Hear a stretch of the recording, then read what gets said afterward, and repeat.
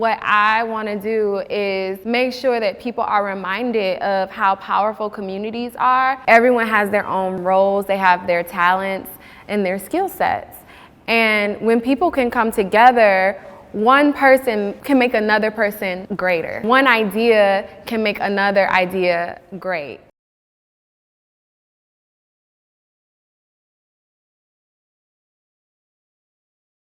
I am Ryan Williams, founder and CEO and Chief Creative Officer of Under Her Empire, based in Brooklyn, New York. Under Her Empire is a conscious creative community. Currently, we are a production house and creative agency, and we are growing into a Web3 content platform.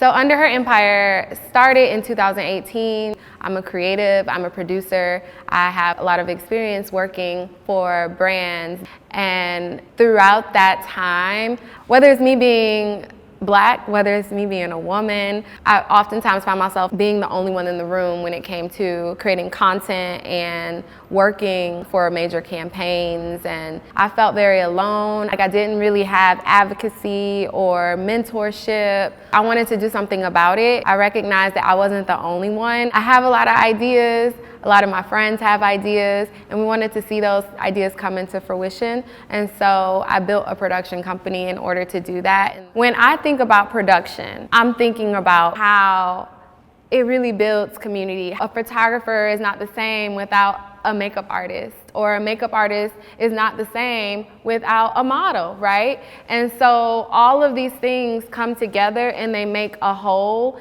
I think about how do we create content that is consciously thinking about that, intentionally thinking about those things. What if we go into a community that was consciously creating, and we created work that was honoring ourselves, coming together as community, and telling really powerful stories that inspire people to not only be their best selves, but to be able to see more beauty in this world. And I think that this world would be a better place if we could get there. So my role and my dream with Under Her Empire is to make sure that everyone is coming together under this one mindset and strengthening one another, mentoring each other, being advocates for one another. You absolutely need teamwork. You need someone to have your back, and you need someone to see the vision. And thankfully, I have created some of that for myself, both in the company, but also outside of the company. Hi, I'm Dr. Michelle Wilshire. I'm a licensed clinical psychologist and founder of Wasabi and Well, based out of Miami. Wasabi and Well is a wellness company that champions for Black women's mental health so that they can feel seen, heard, and healed through individual therapy, couples therapy, community, and wellness courses. I lived in Japan for a few years, came back, decided to jump into school to become a psychologist, and through that entire journey, I realized how important it is to have people that look like me in positions where they are offering wellness services and support. So the name actually comes from blending a Japanese philosophy, wabi-sabi, which is about embracing the beauty and imperfection. And so everything that I do, even if it's a clinical intervention, I operate through that lens and offer that lens to my clients. That way they're never striving for perfection, which is unrealistic. Instead, we are looking to be the best version of ourselves, the person that we want to be, without aiming for perfection. Community is incredibly important when it comes to your mental health. We know without hesitation that you will discover your most well self and the version that you like the most about yourself when you have community. There is no wellness without community. And so we strive to create that, not only on the client side, but also on the therapist side. Here in Miami, sometimes we meet together, meeting other Black therapists, so that we can celebrate our wins, talk about our challenges. We support each other, sometimes on Zoom calls, to do notes and exchange business ideas and practices. So even on our side, to be a better clinician, a healthy clinician, we have community. And for Wasabi and Well, we're also creating community for our clients and Black women who are on their healing journey. We know that that is the place where you're going to really find not only who you want to be and the tools to be that, but Also, validation where you can feel seen and you can feel heard by other people who care about you. You won't get anywhere without being able to be amenable, without being diplomatic, empathetic, understanding how to communicate, understanding what people's needs are before they even tell you. My name is Vaughn Dabney, and I'm the founder of Unoma House, and we're based in Los Angeles, California. So Unoma House is pushing the forefront of what we consider to be housing. We're doing that in a way that is not new, but it made a resurgence. And so we build fully livable spaces inside of cargo vans, all powered by solar. Unoma House was started from a seeking of adventure and a redefining of what freedom meant to me. And so in 2017, I traveled the country for about 2 months, and I explored the interior of the US in a way I had never done before. I spoke to people that I would never speak to again. And when I got back to LA, I was no longer interested in paying rent anymore. And so I needed to figure out what a solution looked like. So I decided to build my tiny home inside of a delivery truck. And I found one that was perfect. It's an old step van that, used to deliver groceries. And I built a fully customized space in there over the course of about a year. And a couple years later, pandemic happened. And I realized that people gravitated towards what I was doing because a lot of people were displaced during the pandemic, but also a lot of people wanted to travel. And the way they were doing that was inside of cargo vans or rental vans that they were traveling the country with. And so 2020, I decided, you know what? I've been doing this software engineering thing so long. I'm okay with taking a risk and venturing into a new territory. And that was Unoma House. And we built our first van in September 2020. And here we are 6 vans later, and hopefully working with local government to provide housing for people who need it. I think Unoma House lends itself to redefining the policy around housing and pushing the limits that people need alternative housing options. People with jobs still need alternative housing options.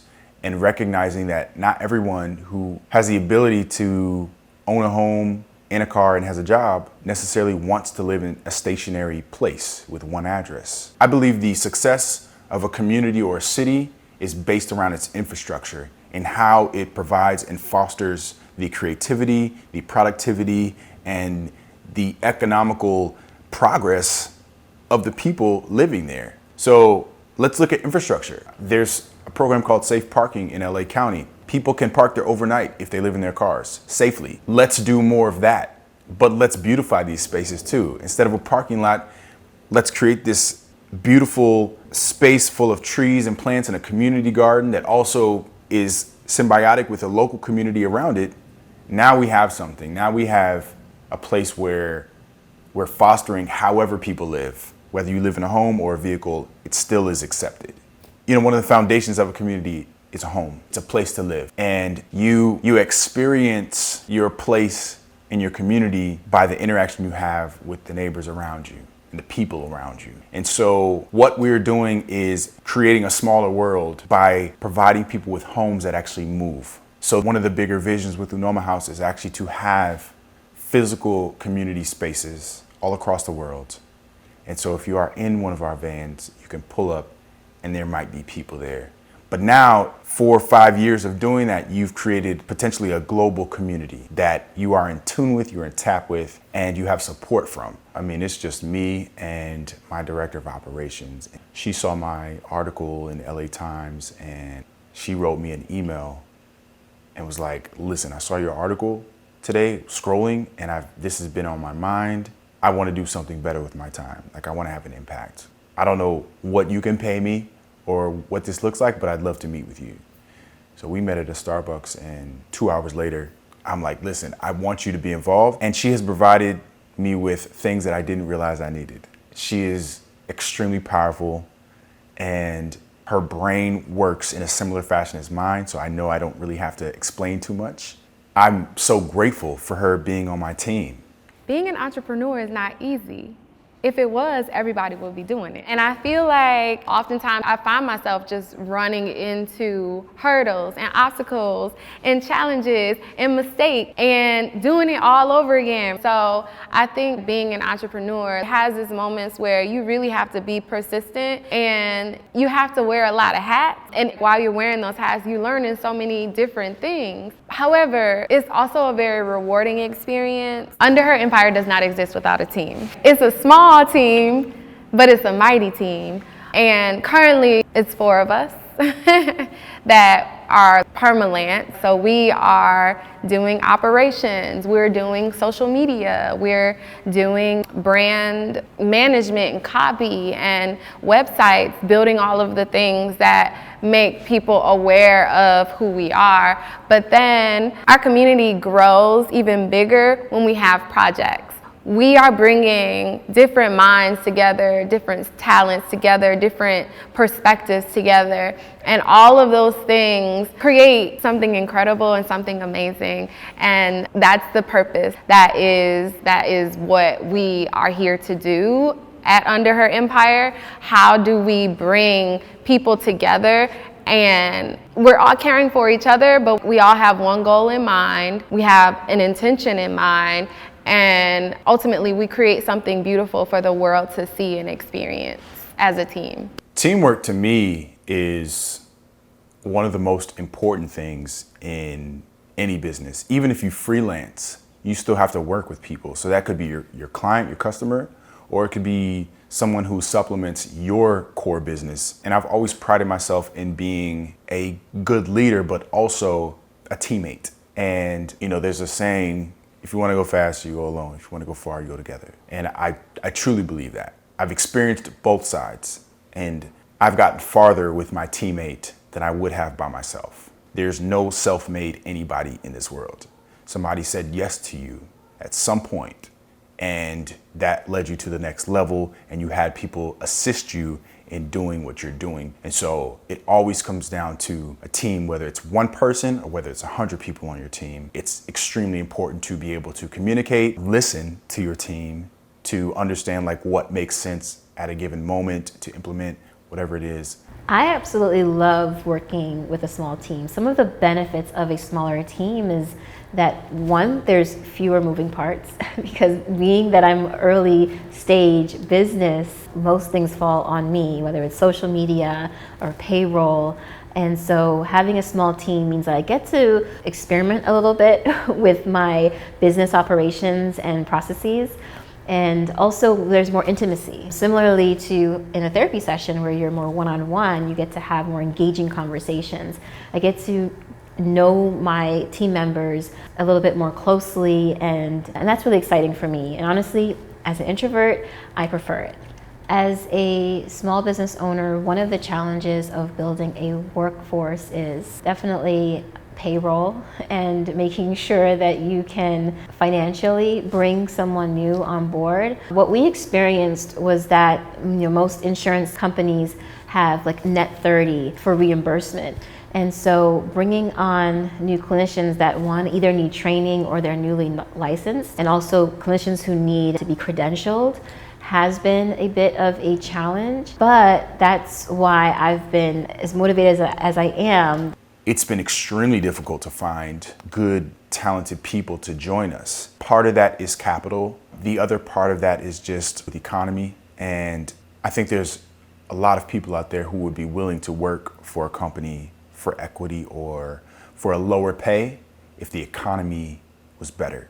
And it's getting there, right? We go through our ebbs and flows, but finding that talent, I feel like it's always going to be a challenge until you raise or until you get that loan to pay someone what they feel they're worth and what you think they're worth. But in terms of operation, it actually helps being a part of a smaller team because we can pivot fairly easy. We don't have a lot of resources that are dedicated to human, and we can ideate and spitball and try things and create and experiment much easier than if we had a large team where we need more input. So it has its perks. I think when it comes to team structure and keeping myself sustained, it's a challenge. We do grant writing and apply for accelerator programs. One, so I can learn more and have a community that I can lean on, but also two, so that I can continue to sustain myself financially and continue to sustain my business financially. I think a little bit goes a long way if you can be resourceful,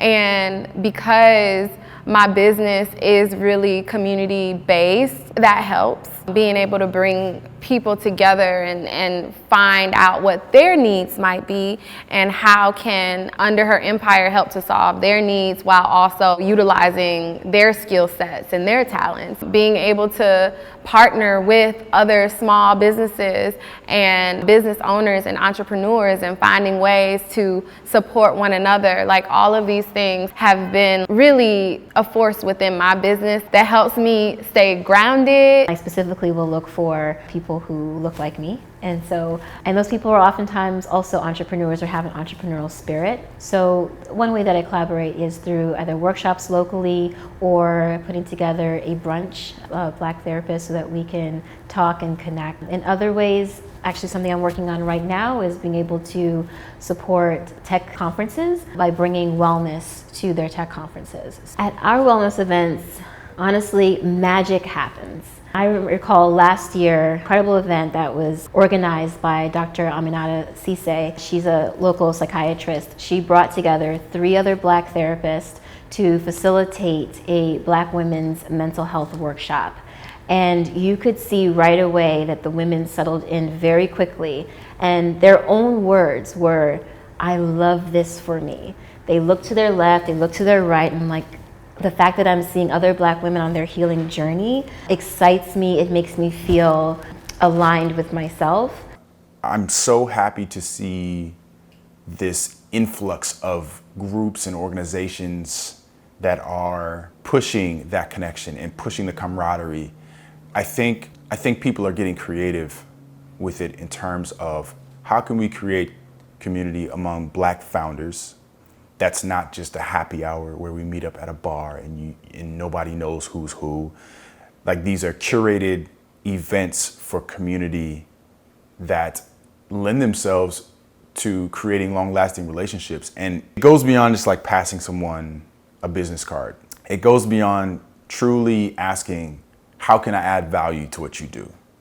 I remember when I first moved to Atlanta in 2007, and I had never been asked so many times, how can I help you? And I was so taken aback because I was used to saying, well, how can I get your business? How can I make you a customer of mine? And the true gold in all that is like, if you provide value to somebody in their business, it's gonna be returned. Like, they see you as an asset. So I think it's more of that, asking, how can I provide value to my community? Black founders, Black businesses, how can we invest? How can I give you a website? Because I know how to do that in my sleep. If that means that your business gets going immediately instead of 2 months from now. I think it's really important for companies to pay it forward to their community, because one, you want to stay connected. You want to stay plugged into what's happening and where the needs are, not just following trends, but also who needs what, when, and how. And so staying plugged in and connected is one major reason for paying it forward in your community. I believe, and I've said this many times before, every business should have a social impact mission. And if you don't, then you should really rethink what you're doing. We build businesses, or we should be building businesses, to make people's lives easier, to enhance their lives, to provide a solution for something. Having a social impact mission means you care more than money, about more than growing this business. And it doesn't have to be a major thing either. It can be, we did a coat drive in the winter. It didn't cost us a whole lot of money, and it wasn't huge. We didn't get any press about it, but it was important to us, and we did it. And we got like 45 coats. It's not a whole lot, but 45 people got coats and sweaters that didn't have them before. That's a win for me. I think when it comes to having a community, Fiverr's Future Collective, where it's 10 of us, it's beautiful to be able to lean on one another as we are growing and building our business so that we can continue to sustain ourselves. We learn about in-kind partnerships, and we're constantly thinking about, okay, how can I support you, or how can we partner together to create something bigger? I've met with a number of the Fiverr Future Collective members in my cohort, and it's been really edifying to, one, know that you're not alone, but also two, to just be able to see our growth from the time that we started to where we are right now and where we will be even after this program. It's setting a really solid foundation and building this new community and new family. I received a lot of validation from our conversations, like, okay, like, all right, I'm actually on the right track, or, oh, that happened to them as well. And so for me, it was really important that I'm in a space where I feel held, and I'm able to be open and transparent so that I can learn from people around me. Something that I learned about myself was that I'm on the right path. I'm supposed to be here and I'm supposed to be doing this. So I feel really validated by the experience that I'm having. Also, something I learned is that I'm not the only one who has trouble focusing at times and maybe feels a little bit chaotic.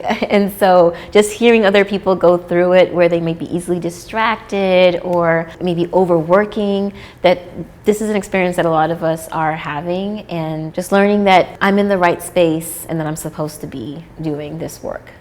I think that there is a lot of systematic barriers. There are a lot of trauma that exists still within our communities that can only get better if there are businesses like Fiverr helping and lending a hand, but also like providing the resources necessary for us to get to where it is that we need to be. And I think that it's important to do that because we add great value and perspective, not only to this country, but to the world. I don't think it is fair to say that our success relies on anybody else but ourselves. However, we have the most to do in our community in terms of making sure our businesses are recognized and grow, but we're not in a silo. We are connected to the world.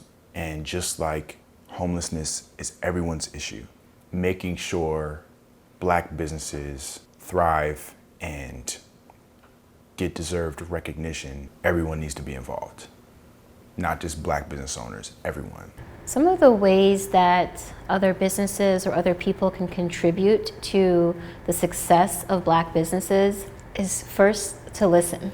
Really listen, really lean in and hear what our needs are, where our gaps are, or maybe even where we excel, so that you're not really offering something that we don't need.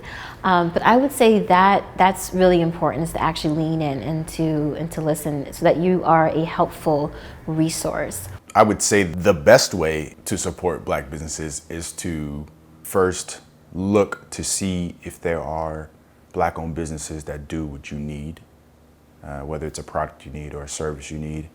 I would say beyond like being a patron of their business, share their stuff. When you see something on Instagram, share it, like it, comment, whatever it is. Like those little actions matter, and refer your friends to those people. So I think it truly has to be a 360-degree support system until we make it to the current playing field.